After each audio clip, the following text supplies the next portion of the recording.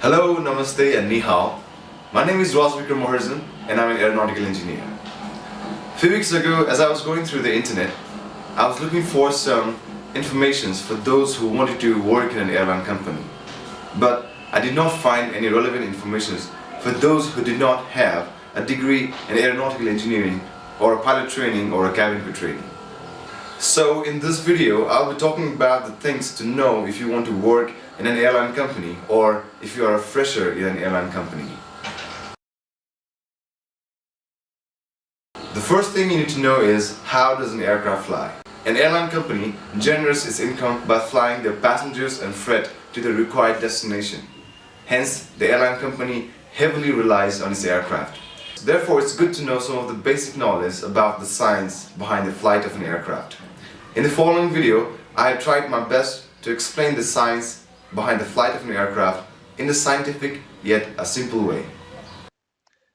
So now I'm going to talk about the science behind the flight of an aeroplane. There are many different parts in an aeroplane.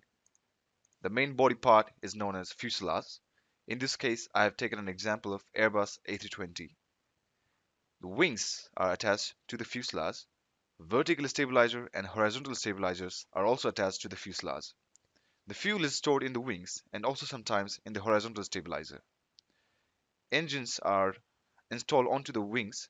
In this case, there are two jet engines to propel the aircraft forward. The jet engines produced forward force known as thrust, which propels the aircraft forward, which in return also produces an opposite force known as drag. As the aircraft is propelled forward, the wings produce upward force known as lift. The fourth force is known as weight, which is always acting downward because of the Earth's gravitational pull. For an aircraft to take off, the thrust should overcome drag and lift should overcome weight. Once the aircraft is in a steady flight or a cruise flight, thrust is equal to drag and lift is equal to weight. Once an aircraft is in the sky, pilot in the cockpit can use various control surfaces to control the aircraft. In this case, rudder is used to yaw left and right, whereas elevator is used to pitch up and down. Ailerons on each wing are used simultaneously to roll the aircraft. Hence, this is the basic science behind the flight of an aircraft. Thank you. I hope you liked the video. Now let's move on to the second point. The second thing you need to know about the airline company is what kind of aircraft and which aircraft it is flying. In civil aviation, most of the aircrafts are flown by a turbofan engine, which is a jet engine, or a propeller engine, which can either be a turboprop engine or a reciprocating engine. Airbus from Europe and Boeing from the United States of America are generally known for its huge jet engine aircrafts. But besides Airbus and Boeing, there are also other manufacturers such as Comac from China, Embraer from Brazil, Bombardier from Canada, United Aircraft Corporation from Russia, and many other aircraft manufacturers who manufacture a jet engine aircraft or a propeller engine aircraft. So it's good to have a knowledge on what kind of aircraft and which aircraft models does the airline company fly. The third point is to know about the difference between airline and airport. Since I'm an engineer, I work at the airport to repair and maintain the aircrafts. But I do not work for the airport, I work for the airline company. Many people get confused on these two organizations.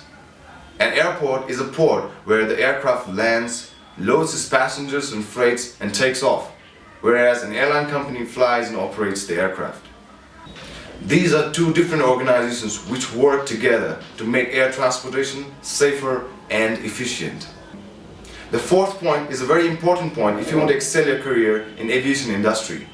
You need to have very good knowledge about some of the civil aviation organizations such as IATA, ICAO, and other civil aviation governing bodies. ICAO is the abbreviation of International Civil Aviation Organization.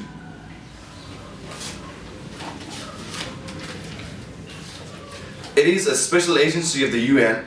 It codifies principles and techniques of international air navigation and fosters the planning and development of international air transport to ensure safety and orderly growth. whereas IATA is the abbreviation of International Air Transport Association. It is a trade association of the world's airlines. There are around 250 of the world's airlines in IATA. It supports airline industry and helps formulate industry policy and standards. Every individual state, in this case a state means a country, has its own government agency which governs and controls the civil aviation within its territory. For example, Federal Aviation Administration is a government agency to govern the civil aviation in the United States of America.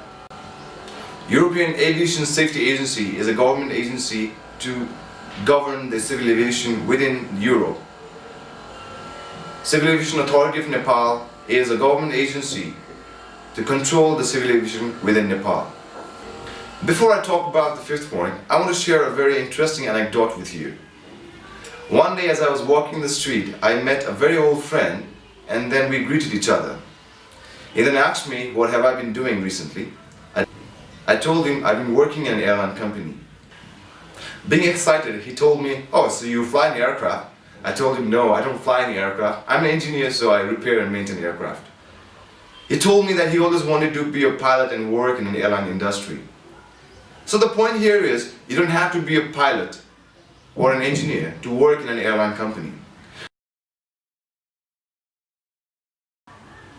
There are many departments and positions available in the airline industry.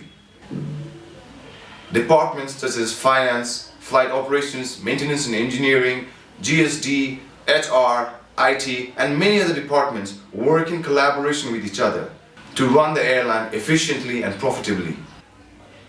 Therefore, it's good to keep updating yourself about the vacancy available in the airline industry. Once you get into the specific department, you can build up your skills and knowledge required to uplift yourselves in the department. Last but not the least, the best thing about working in the airline company is the FOC ticket, which means free of cost ticket. Airline employees are given this facility to travel to every destination where the airline company flies to. This will help the airline employees to balance their work life and encourage them to work efficiently, which in turn will help the airline company to run successfully. If you have your own points to include in this video, please feel free to comment in the comment section below. Also, if you feel this video is informative, please share it to your family, friends and well-wishers, and also to those who want to join an airline company or to those who are freshers in an airline company.